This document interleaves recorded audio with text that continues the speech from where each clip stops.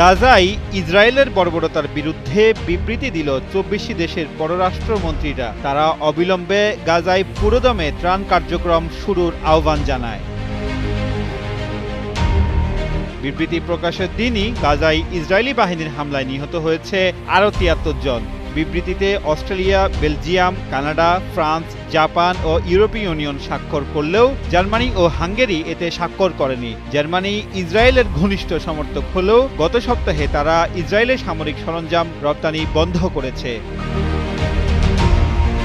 যৌথ বিবৃতিতে পররাষ্ট্রমন্ত্রীরা বলেন, গাজার মানবিক সংকট অকল্পনীয় পর্যায়ে পৌঁছেছে। দুর্ভিক্ষ আমাদের চোখের সামনে ছড়িয়ে পড়ছে। আন্তর্জাতিক এনজিওগুলোকে কাজে বাধা দেওয়া হচ্ছে।